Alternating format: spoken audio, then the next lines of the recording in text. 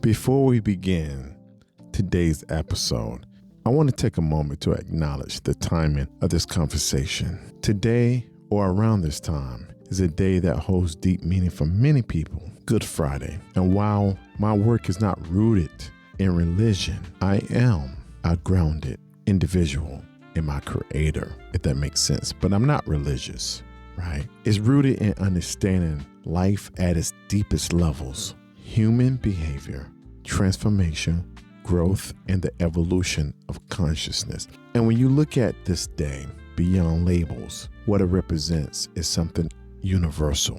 And we're talking about Good Friday, a moment of sacrifice, a moment of release, a moment where something must end in order for something greater to eventually emerge. And whether someone views that spiritually, symbolically, or personal, the principle remains the same, because every single one of us at some point in our lives will face a moment where growth requires us to let something go, to release something, to outgrow something, to walk away from something that once defined us.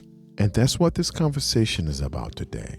Not belief, but understanding the process of becoming. So wherever you stand, whatever your perspective is, you're welcome here at the King's Table, because this is a human conversation. So with that being said, let's begin. My opening movement, the weight of transformation. Welcome to the King's Table. This is not a place of noise. This is a place of awareness. And today we're stepping into something real, because transformation is not just about becoming something new. It's about being willing to release what no longer aligns with you.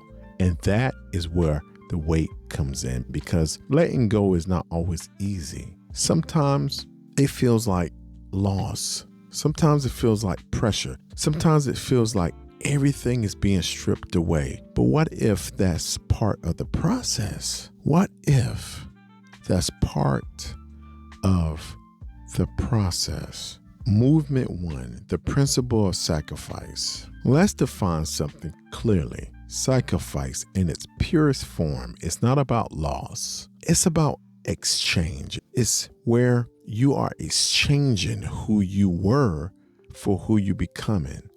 What was comfortable for what is aligned. What is familiar for what is true. And here's the part people don't like. You don't get to keep everything. Growth will ask you, what are you willing to release to evolve? And people say they want growth until they realize what it costs. Family, I'm telling you, if you make a decision to grow, you will pay the cost. And in that cost, you will have to let some things go. Movement 2. Pressure is not part of the process. Let me say this again. Pressure is not part of the process. There's no transformation without pressure. Not in nature, not in the body, not in the mind, and not in your life. Pressure does not mean something wrong. Pressure means something is changing. But most people interpret pressure as a sign to stop instead of a signal that something deeper is happening. So when life starts applying pressure, instead of asking, why is this happening to me? Mainly ask, what is this trying to change in me? That's what you need to ask. What is trying to change in me? Movement 3, the death of the old self. Now let's go deeper, because becoming requires an ending. Becoming something new means that you have to end something. And endings are very uncomfortable. I struggle with this, because you're not just losing something external. You're losing something internal version of yourself. The thinker, the identity, the habits that once defined you. So this is where people resist the most. Even for me today, I wrestle with this because it feels like I'm losing myself. But the truth is, you're not losing yourself. You're shredding what's no longer fits. Movement 4. Why do we resist letting go? Let's bring in human behavior. We resist letting go because the brain is wired for knowing what's familiar to you. The nervous system seeks safety in the known. Identity creates emotional attachment. So as human beings, we are so familiar with what we know, right?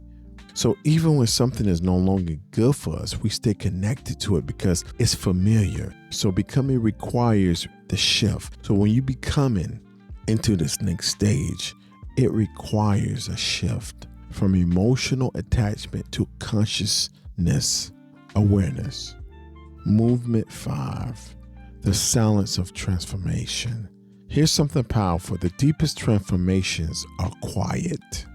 Family, I promise you, the deepest transformations you're going to have in your spirit and your soul are quiet. They don't get applause. You're not going to violate. It's not going to happen. They don't get recognition. You're not going to recognize it. They happen internally. They're not going to get recognized from the outside when the transformation is going to happen. It's going to happen internally. And that's why so many people stop, because they don't see the immediate results. But transformation is not always visible. It's felt first, internal, in your soul, in your spirit. Movement 6, the space between who you were and who are you becoming. There's a space. Don't get it twisted.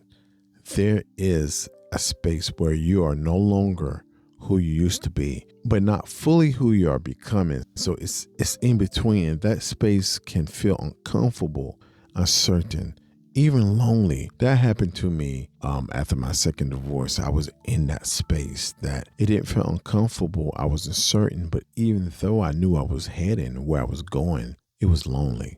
But that space is where alignment happens, family. If you can stay there without rushing back to comfort, because I almost did. I almost went back to where I was comfort, but I had to push myself. You will grow. You will grow. Movement 7, reframing the pain. So you got to reframe the pain. So let's shift perspective. Pain is not punishment. Pain is information. It reveals. So when you go through pain, it reveals something. It's not punishment, but it just reveals. It reveals what needs attention, what needs healing, what needs to be released. So instead of avoiding it, learn from it. Movement 8, the discipline of becoming. Becoming is not emotional, it's behavior. And I love this because everything I teach, everything I speak about, I experienced it. I love this. Movement 8, again, the discipline of becoming. The discipline. Becoming is not emotional. It's behavioral. It's what you do consistently, even when it's uncomfortable, even when it's unclear, even when it's slow, because consistency builds identity. Movement 9, what you gain through release. Let's bring balance, because we have to have balance in everything, right? That's my belief. You have to have balance. Because yes, there is a cost, but there is also a return. When you release what no longer aligns with you, you gain clarity, peace, direction, self-respect. Self-respect means everything. And most importantly, alignment with yourself. So when you gain self-respect, you gain alignment with yourself.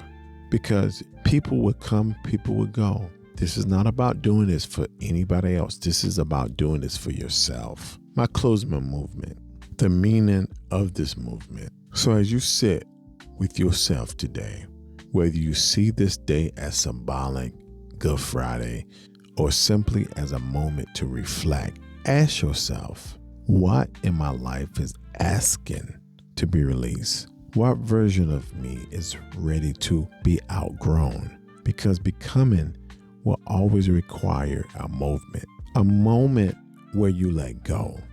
Not because you're losing, not because you're a failure, but because you're evolving.